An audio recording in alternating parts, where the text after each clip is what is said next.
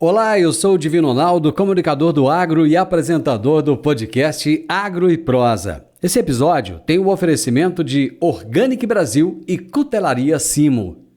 Organic Brasil, inovação e tecnologia para o futuro da agricultura, atendendo tanto pequenos quanto grandes agricultores com nossos fertilizantes de alta qualidade. Utilizamos tecnologia avançada para tratar e enriquecer a matéria orgânica por meio de processos industriais exclusivos. Nossos fertilizantes organominerais aumentam a capacidade de retenção da água do solo, tornam as plantas mais resistentes a estresses climáticos, resultados comprovados para maiores lucros. Organic Brasil, cultivando inovação, colhendo resultados. Agro e Prosa, apresentação Divino Ronaldo. A minha entrevistada de hoje é a Mariana Docin, gerente de desenvolvimento de mercado para Mato Grosso e para Rondônia da BASF. E o tema da nossa entrevista será expectativas de crescimento da segunda safra. Mariana, tudo bem com você? Oi, Divino, tudo bem? Tudo certo por aqui? Você está no Mato Grosso ou você está em Rondônia? Eu estou no Mato Grosso, eu estou aqui em Lucas do Rio Verde hoje, Mato Grosso. Mas você está numa cidade boa demais, né? Aí só não é melhor do que a cidade que eu tô, viu? Eu tenho que concordar com você, porque aí tem um pouquinho mais de culinária local, que eu sou bastante apaixonada por pamonha, viu? Mas eu tô brincando, eu tô puxando a sardinha pro meu lado, eu já estive aí, a sua cidade aí é maravilhosa, é muito bom. Você é chegado numa comidinha goiana? Nossa, demais. Eu acho que das coisas que eu mais gostei de ter vindo pro Cerrado foi ter essa proximidade com a cultura goiana. É muito, muito boa mesmo. É bom demais da conta. Me conta uma coisa, o que você faz aí em Mato Grosso e também em Rondônia? Então, eu estou assumindo essa cadeira de gerente de desenvolvimento de mercado agora, no início de 2025. Fazem 4 anos que eu estou morando no Mato Grosso, a minha formação e a minha família toda são do Rio Grande do Sul. E há 4 anos eu vim aqui para o mercado do Mato Grosso para a área de desenvolvimento de mercado da BASF, já iniciei o processo aqui. E desde então estou trabalhando aí com as culturas de soja, milho e algodão e agora assumindo a liderança do nosso time de desenvolvimento de mercado para o Mato Grosso e Rondônia, realmente para a gente ter ênfase nos nossos cultivos, avançar com as nossas tecnologias, tanto de sementes como da parte de crop, para melhorar cada vez mais os nossos cultivos, proteção de cultivos e garantir aí a produtividade e o legado do produtor rural. Muito bom. Nós vamos falar a respeito das expectativas de crescimento de segunda safra. Nessa época agora, como é que estão as chuvas aí na região em que você está? Bom, esse ano a gente tem conversado com muitos produtores, pessoas que estão há mais tempo aqui na região, e eles dizem que essa safra é o cerrado normal, como ele sempre se apresenta. Muita chuva agora no final de dezembro, janeiro bastante chuvoso. Nos últimos 10 dias que a gente está aqui hoje, dia 23, ontem e anteontem foram os dias que abriu o sol, céu azul, e sol aqui. A gente está vendo algumas áreas com um pouco já de dificuldade para colheita, muita área já chegada e já alguns grãos aí tomando bastante chuva, algumas vagens já abrindo, cenário da soja. A gente já vê alguns algodões também aí que já estão no campo também, muitas plântulas sofrendo um pouco com o encharcamento do solo, então estamos enfrentando aqui alguns cenários de altas pluviosidades. Pois é, diante disso que você colocou, você acha que vai ter quebra de safra? Olha, eu acredito que comparada com a safra passada, não. Ano passado a gente acabou tendo atrasos muito grandes de semeadura, taxas de ressemeadura mais altas. Esse ano eu vejo que teve um pouco de atraso de semeadura, mas digo assim, pela área de atuação Mato Grosso, não tivemos reportes de áreas de ressemeadura, que normalmente isso dá já uma quebra muito grande, quando a gente fala que tem que ressemear. E acredito que essa chuva e um pouquinho de um alongamento do ciclo possa interferir um pouquinho, sim, na ideia de colheita que o pessoal tinha. Mas a gente falar em quebra de safra, eu acredito que a questão de chuva agora mais no final é aquele grão ardido mais de final de colheita que a gente já está acostumado com o cerrado, tá? Entendi. Diante desse cenário também, vou puxar agora um pouquinho para o milho. A janela do milho, ela vai ficar ok ou você acha que ela vai ficar um pouquinho prejudicada? Olha, nessas áreas aí que o pessoal teve já uma antecipação de colheita, cultivares mais precoces, pensando já realmente entrar com firmeza na segunda safra, a gente vê que pode ter um pouco, sim, uma fuga dessa janela. Quem sabe jogue alguns dias para frente, né? Aquela semeadura que a gente tem sempre até 20 de janeiro aí do milho, que normalmente o que a gente vê aqui em grandes áreas, altos níveis de tecnologia, né? A colhedora de soja já está colhendo e na sequência já vem a semeadora plantando milho. Isso a gente não está conseguindo ver agora no momento, tá? Então eu acredito que a gente vai ter, sim, uma janela um pouquinho mais para frente da cultura do milho. Mas esse ano eu acredito que quebras ou pensar em perdas por conta disso não é tanto o caminho, por conta da quantidade de chuva que a gente está tendo agora e expectativas disso continuar por algum tempo também. Tá. Existe uma expectativa da Conab de aumento de safra, né? De aumento de produtividade. Quais são as expectativas para a produção da segunda safra de milho em 2025? O que você está observando? O que você tem percebido e quais os fatores principais que podem contribuir para esse crescimento projetado? Então, é um crescimento aqui, pelo que eu estava conversando com o pessoal, né? Não se espera um crescimento tão avantajado em relação à safra, mas se espera sim um crescimento desse grão, perto de uns 4% aí em relação à safra anterior, pensando principalmente nas condições climáticas que a gente teve, né? E acredito que a somatória da segunda safra, o crescimento de milho segunda safra, que tem se tornado cada vez uma safra mais importante, aí a segunda safra é uma safra muito cheia. E acredito que pelas condições climáticas aí, de ter mais chuvas, uma regularidade um pouco maior, a gente consiga ter uma estabilidade maior para a produção desse cereal. A Conab estimou aí em torno de 119 milhões e 600 mil toneladas na sombra das 3 safras de milho. Você, com a experiência que você tem, você acha que a gente chega nisso? Eu acredito que se a gente não chega, a gente chega muito próximo, viu? Porque... É mesmo? Eu acredito que sim, porque nós temos aqui alta tecnologia hoje empregada, híbridos muito potentes, a gente tem visto cada vez com foco muito grande em produtividade. Hoje todo o cenário, quando a gente pensa em proteção de cultivos, o milho tem se tornado sim uma cultura que tem trazido a atenção do agricultor, desde manejo de solo, tratamento de sementes cada vez mais intenso. Então, eu acredito que por todo esse investimento e a necessidade da gente ter uma segunda safra cheia, tendo água, eu acredito que todos os investimentos vão ser mantidos para a gente sim alcançar esse cenário de aumento de produtividade. E é interessante ouvir você falando isso, porque teve uma época em que o pessoal não investia muito no milho, né? Aproveitava o investimento que tinha feito na soja e só semeava o milho, tipo assim, o que vier é lucro. Não era mais ou menos assim no passado?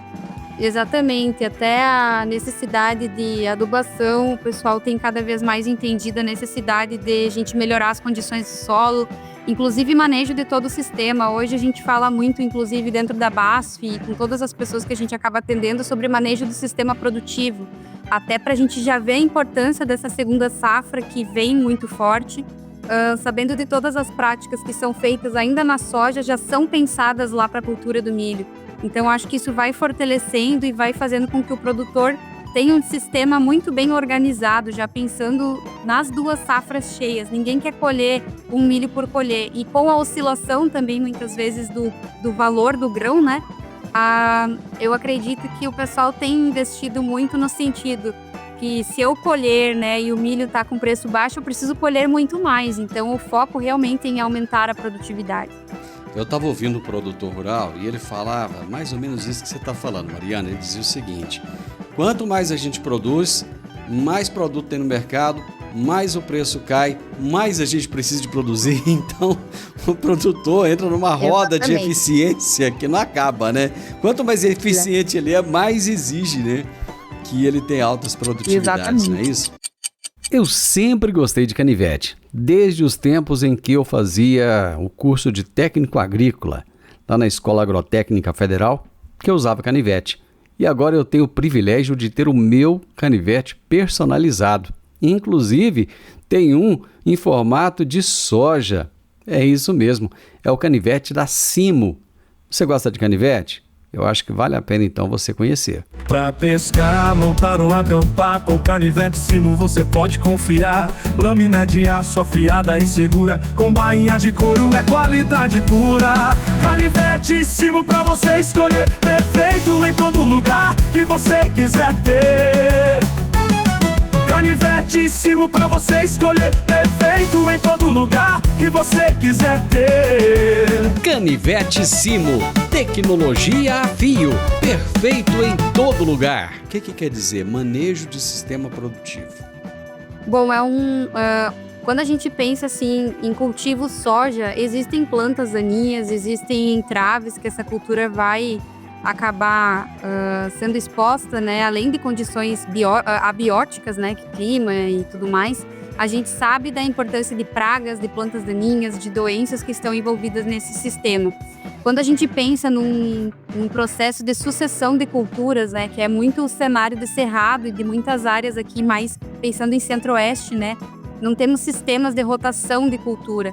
Então, cada vez mais o manejo do sistema produtivo é importante pelo tipo da agricultura que a gente desempenha aqui, que é uma agricultura intensivista, né? E toda vez que a gente fala sobre isso, os problemas numa agricultura intensivista tendem a se tornar maiores, principalmente o maior nível de infestação de algumas plantas invasoras, de pragas recorrentes nas culturas, né? Pela permanência dos restos culturais, né, no sistema.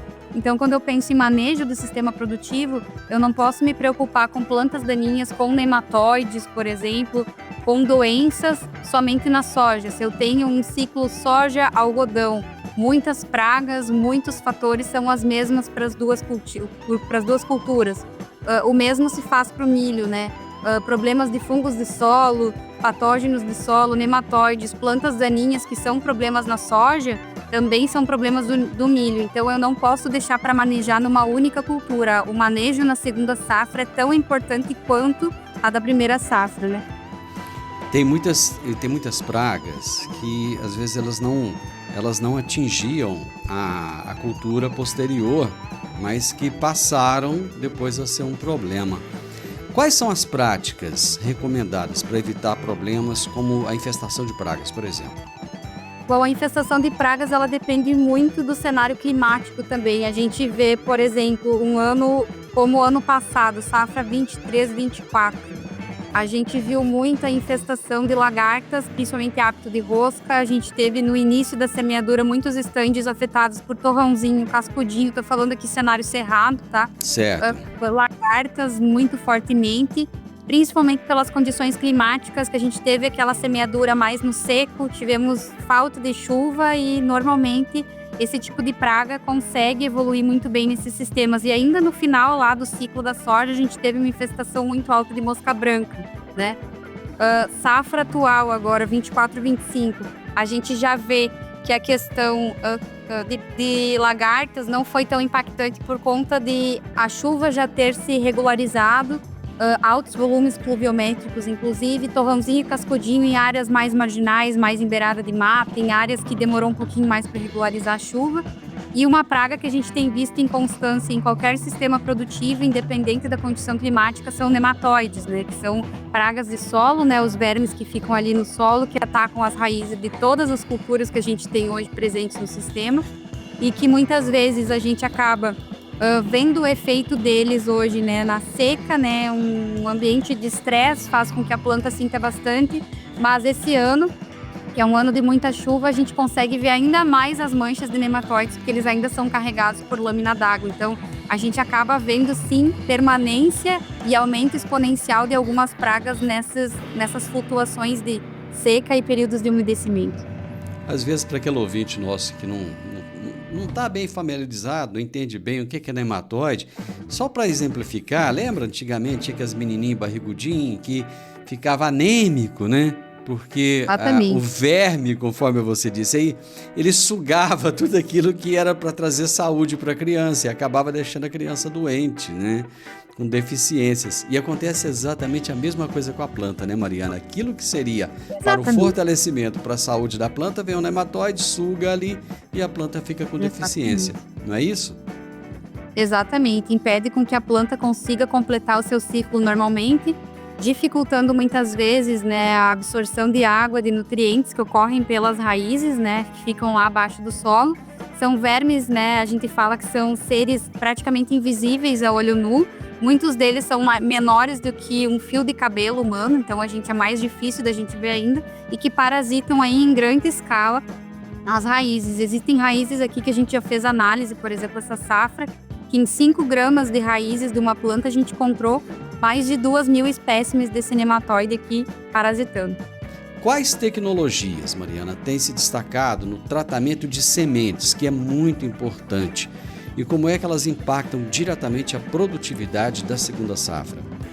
Bom, a gente tem cada vez mais se especializado aí em trazer ativos que sejam eficazes, né, para o manejo de doenças e de pragas para a semente e que não causem, né, problemas para a semente. Isso é muito importante a gente falar, porque quando a gente fala em tratamento de semente, a gente está mexendo com um organismo totalmente biológico, um organismo vivo que é a semente.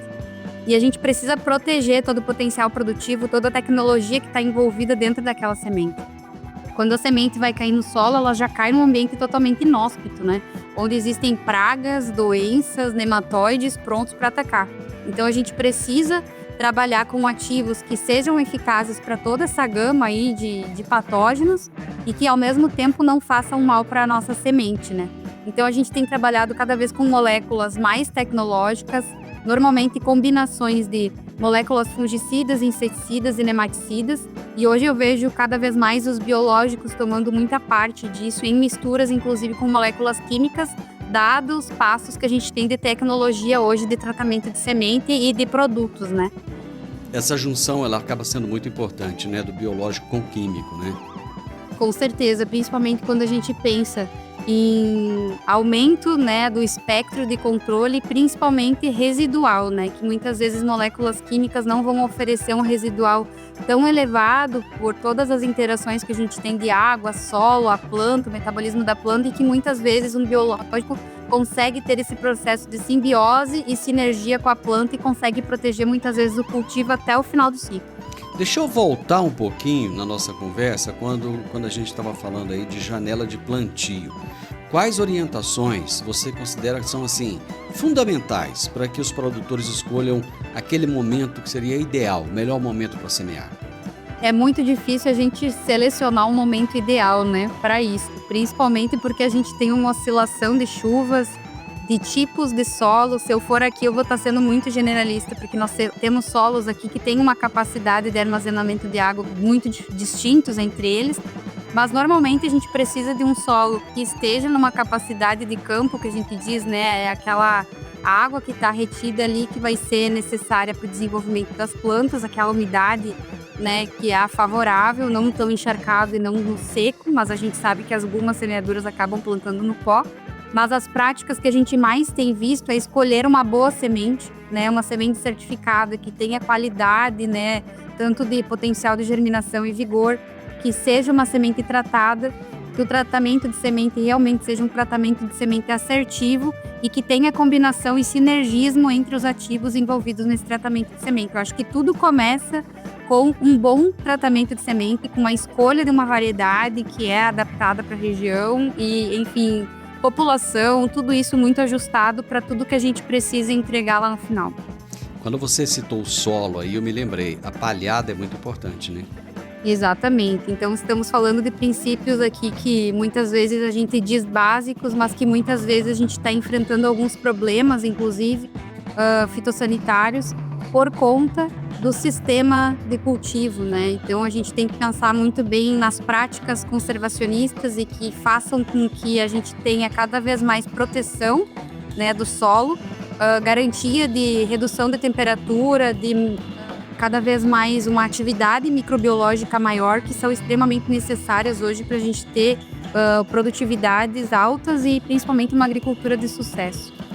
Mariana, quando a gente fala em milho, a gente lembra de cigarrinha do milho. Ela é frequentemente citada, né, como um grande desafio, já tem alguns anos que a gente vem falando disso. Quais estratégias de manejo têm mostrado maior eficiência no combate à cigarrinha? Bom, se a gente for pensar desde de híbridos que estão vindo cada vez menos sensíveis à cigarrinha, não existe um que seja totalmente, né, resistente. a gente vê a dificuldade muito grande do controle dessa praga, principalmente se a gente for pensar a nível nacional, nós temos milho plantado no Brasil o ano inteiro. Então é uma praga que circula muito em todos os sistemas e acaba permanecendo. A gente tem visto também manejo do sistema, como eu tinha falado antes, né? A gente retocou nesse assunto, pensando em manejo de plantas invasoras que muitas vezes podem ser hospedeiras, né, dessa praga, e aplicações cada vez no cedo, né? A gente sempre pensa assim, aplicações preventivas. Hoje a gente tem visto algumas junções novamente, eu volto a comentar, de produtos químicos e biológicos tendo parcerias em momentos específicos, pensando em cigarrinha. E as aplicações normalmente são concentradas até os 20, 25 dias da cultura, né? Porque passando desse período de interferência que a cigarrinha coloniza lá no início, a gente já tem toda a parte de visualização do sintoma que muitas vezes ela causa, né? Os enfesamentos aí que muitas vezes acabam se tornando comuns nas nossas rodadas de campo. Você falou dessa junção do biológico com o químico, mas a alternância de produtos, ela também é importante, né? Exatamente, a rotação... Não apenas a junção. Exatamente, a rotação de ingredientes ativos, ela tem sido cada vez mais assertiva, principalmente quando a gente pensa em pressão de seleção e redução da resistência, né, adquirida aí de insetos. Então, rotação de ativos é muito importante também pensando nisso. E todas as ferramentas que a gente for pensar, né, para agregar no sistema, a gente pensar e escolher moléculas que sejam assertivas, voltadas para o alvo e para a cultura e para o momento de aplicação. Acredito que o principal drive aqui dessas aplicações de cigarrinha realmente seja o timing de aplicação. Aplicações realmente no cedo, para a gente evitar, né, ver os enfesamentos lá depois dos seus dias aí que o milho já está implantado no campo e já não tem mais o que a gente fazer. Eu vou fazer um intervalo estratégico nessa entrevista para te contar que a Cutelaria Simo tem facas, canivetes, machadinhas, uma série de produtos e te entrega em todos os lugares do Brasil. Você gosta de faca? Gosta de canivete? Gosta de produtos para acampar? Então procure Cutelaria Simo. Simo se escreve com C. Pra pescar, montar ou acampar, com canivete Simo você pode confiar. Lâmina de aço afiada e segura, com bainha de couro é qualidade pura. Canivete Simo pra você escolher, perfeito em todo lugar que você quiser ter.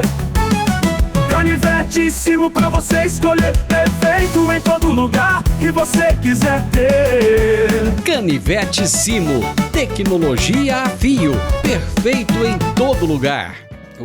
A utilização de fungicidas multissítios nesse manejo preventivo é importante, né? Então, fungicidas multissítios no milho a gente tem visto muitas vezes pensando lá no final, né, na questão de sanidade de grão, em relação a doenças, né, diplódia, bipolares, que tem tirado muitas vezes o sono do produtor. A gente não vê tanto incremento quanto fungicidas ainda de sítio específico voltados para esse cenário, tá? Correto, tá bom. O uso de cultivares geneticamente modificados tem se tornado cada vez mais comum, né? Exato. Quais características são mais relevantes para garantir uma produção eficiente e sustentável? Bom, quando a gente pensa, né, em plantas que são geneticamente modificadas, elas normalmente têm um propósito, né? Resistência a pragas, resistência a herbicidas, né, para facilitar o manejo de plantas invasoras.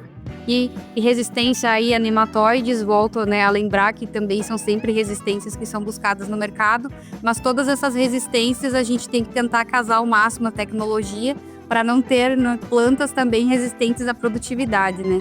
Então é muito importante a adoção aí de práticas, né, para realmente colocar em locais estratégicos e seguir as orientações da tecnologia que a gente está comprando aquela cultivar, né? Então não adianta a gente comprar uma variedade, um híbrido que seja, que tenha várias recomendações de manejo. A gente está pagando por essa tecnologia, uma tecnologia extremamente assertiva, se a gente não for utilizar da forma correta as ferramentas que devem ser empregadas nesses tipos de material.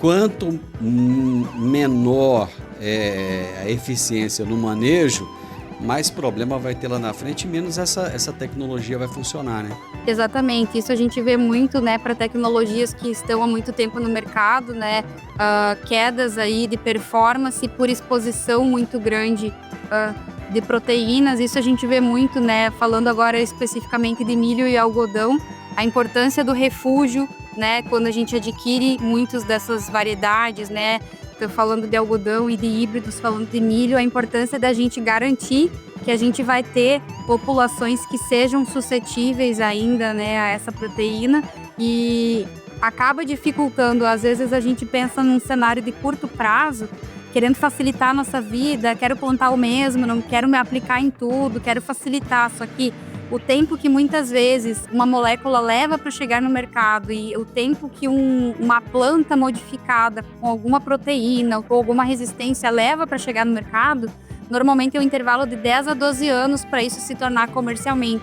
E muitas vezes, pelo mau uso de uma ferramenta, a gente pode perder essa tecnologia em menos de 5 anos. E aí a gente acaba pagando o preço aí, muitas vezes, de tecnologias com uma altíssima performance, altíssimo potencial de entrega, sendo realmente derrubadas aí pelo mau uso e pelo mau manejo. Uma coisa que tem tirado o sono de muito produtor são as plantas daninhas, né? Voltou à tona com muita força isso, né?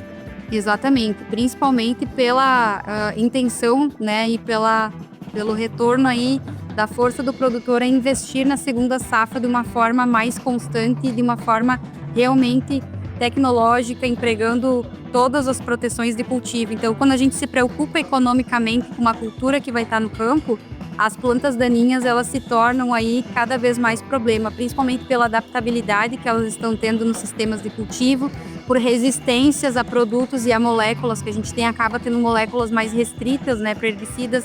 É difícil virar algo novo para o mercado quando a gente pensa nisso, e a exposição é altíssima, né? Então, existem muitos gargalos aí que a gente precisa suprir, mas existem hoje muitas ferramentas que estão dando condições da gente melhorar um pouco desse cenário de plantas daninhas. E como volto a falar, né, timing de aplicação correto, né, momento ali da aplicação, molécula correta, né, para as plantas que a gente quer controlar, é fundamental a gente exercer esses passos aí de bons manejos para ter um sucesso no controle.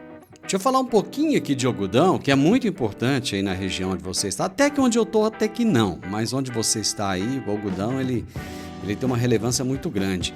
No caso do algodão cultivado na segunda safra, o crescimento excessivo das plantas pode vir a ser um problema. Como é que os reguladores de crescimento ajudam a mitigar esse risco? Então, quando a gente fala de regulador de crescimento para a cultura do algodão, a gente diz que ele é o principal fungicida da cultura, né? Sem o regulador de crescimento, a gente, além de ter muitas perdas de produtividade pelo algodão, né, se tratar de uma planta praticamente perene, que a gente produz ela numa questão de cultivo anual, então ela precisa de um regulador para que a planta entenda que ela vai produzir os frutos, né, e que a gente vai colher a pluma lá no final. Porque se a gente não usa o regulador de crescimento, né, até para trazer para o pessoal, né, a importância do regulador, é para que a planta não fique colocando apenas partes vegetativas que não vão ser colhidas economicamente. Ela tem um gasto energético muito grande para isso. Então a gente faz com o uso do regulador para que a gente aumente o potencial produtivo, aumente a quantidade de pluma, a qualidade de pluma que aquele algodão vai produzir. E o regulador de crescimento, nesse cenário que a gente está falando de chuvas, de intempéries climáticas, de resistências e tudo mais, ele é extremamente fundamental para manejo de plantas daninhas também e principalmente para a questão de doenças, tá? Que ele faz com que a gente tenha plantas mais airadas, as ruas um pouco mais abertas e ventiladas, fazendo com que a gente consiga chegar mais assertivamente nos alvos e que tenha um controle fitossanitário muito mais de sucesso. Mariana, a gente tem falado hoje muito de agricultura digital, tem ganhado um espaço muito grande. De que forma soluções como as análises digitais, por exemplo, de solos, mapas de semeadura, podem contribuir para a eficiência produtiva na safrinha? Bom, e de maneira geral, para todos os cultivos, independente de ser primeira ou segunda safra, a gente vê um incremento muito grande com essas ferramentas, por nos trazer muitas vezes mapa de biomassa. A gente consegue ver por todas as informações que algumas plataformas nos fornecem, né? Qual é a nossa área que tem o maior problema, às vezes, com um solo que precisa um pouco mais de nutriente, uma área que tem mais infestação de nematóides, uma área que tenha mais infestação de plantas daninhas, eu consigo, através desses mapas, criar, né, uma otimização, muitas vezes, do meu operacional, ou escolher ferramentas adequadas para cada talhão. Eu posso tratar cada talhão como se fosse uma fazenda única e separada, aplicando nele, né, diferentes produtos ou diferentes taxas, tanto de adubação, melhorando plantabilidade, muitas vezes ajustando população para entregar aquela produtividade. Então, hoje, essa ferramenta do digital, ele traz muitas oportunidades. E aí, pensando nisso, a gente traz hoje, como BASF, né, a Charvio, é a nossa plataforma digital, e que traz cada vez mais essa oportunidade do produtor otimizar, né, as suas áreas, escolher o melhor talhão para colocar aquela variedade que ele quer realmente de altos tetos produtivos. E eu penso que isso ainda na segunda safra te traz ainda oportunidades de você otimizar, né, e ajustar esses períodos que a gente precisa ser muito mais assertivo de uma forma de maior sucesso também. Agora, de nada adianta ele adotar a Charvio, de nada adianta ele adotar uma série de manejos interessantes se ele não tem uma mão de obra qualificada para isso, para que ele tenha uma boa plantabilidade. Você falou da plantabilidade aí. Exatamente. Né? Eu me lembro, ele tem que ter uma equipe que está comprometida e que tem o conhecimento suficiente também para fazer tudo isso funcionar, né? Com certeza, né? De nada adianta a gente ter as melhores tecnologias se a gente não tem quem execute, né? E eu vou te falar, hoje é uma preocupação. Muita gente não quer trabalhar no campo, né? Porque infelizmente as pessoas acham uma facilidade maior de ficar nas cidades. Mariana, deixa um recado aí para o produtor que já está aí pensando em implantar a segunda safra, já está se preparando, já está aí às vezes dormindo um pouco menos à noite com tudo isso. Que mensagem você traz para ele? Eu acho que até o momento, a gente está aqui colhendo a safra de soja, já tem muitas vezes toda a parte de adubo, sementes, né, das próximas safras aqui, tanto de milho como de algodão, já comprado. É um investimento muito alto, então a gente tem que tentar ao máximo otimizar e ser assertivo, tanto no momento, né, timing de plantio, escolha como a gente falou, de tratamento de sementes, posicionamento dos híbridos ou das variedades, né, para realmente o máximo potencial for utilizado, né, nesse cenário. E principalmente, né, pensar no manejo. Eu tenho muito a perder se a gente não proteger todo esse cultivo, se não usar as ferramentas adequadas. Então a gente tem aqui um portfólio muito grande hoje, pensando em ferramentas que podem ajudar o produtor, desde tratamento de semente, manejo de fungicidas, inseticidas extremamente assertivos e tecnológicos vindo aí para essas culturas. Timing de aplicação é um dos principais pontos aí que a gente acaba tendo problemas cada vez maiores quando não seguidos corretamente. E utilizar cada vez mais as informações, sejam elas aí do digital, né, que vão otimizar e fazer com que a gente gaste muito menos no operacional e traga cada vez mais resultados positivos para a fazenda. Então, otimizar todo o sistema aí do sistema produtivo. Gasta menos dinheiro e gasta menos tempo, dando mais qualidade de vida Exatamente. Para o produtor rural, não é isso? Com certeza. Ele consegue aumentar a sua produtividade e alcançar cada vez mais patamares de potencial para reinvestir, né, nesse legado tão importante e tão único que é o trabalho com a terra, né? É uma coisa louvável produzir alimentos aí para o mundo. Mariana, muitíssimo obrigado. Foi um prazer enorme falar com você, viu? Muito obrigada. Eu conversei com a Mariana Docin, que é gerente de desenvolvimento de mercado da BASF para o Mato Grosso e também para Rondônia. E o tema da nossa entrevista foi a expectativa de crescimento da segunda safra. Ela falou de milho e falou um pouquinho também de algodão, trazendo aí tecnologia. A gente deu uma viajada, falamos de vários pontos importantes. E produtor rural, agora é o seguinte, fique de olho, faça o que tem que ser feito, descanse. Se você fez o seu trabalho bem feito, despreocupe, deixa a natureza trabalhar, deixa a natureza fazer a parte dela e pode ter certeza, você é eficiente. Se você está na agricultura, se você está crescendo, é porque você é eficiente. Os produtores brasileiros são os mais eficientes do mundo. O podcast Agro e Prosa tem o objetivo de falar do agronegócio de forma fácil, simples e descomplicada. Diariamente conversamos com os maiores atores do agro e abordamos os mais diversos assuntos de interesse de produtores rurais, técnicos, pesquisadores, profissionais da área e simpatizantes do agronegócio. Se você gosta do nosso podcast, então você pode nos ajudar. É muito simples. Basta seguir-nos nas principais plataformas de streaming e também no YouTube. Se você deixar um gostei, compartilhar os episódios e deixar um comentário, já vai nos ajudar muito a dar relevância tanto ao podcast quanto ao canal. E o mais importante de tudo, nos siga para receber notificações de novos vídeos e episódios. Um grande abraço para você e até a nossa próxima prosa.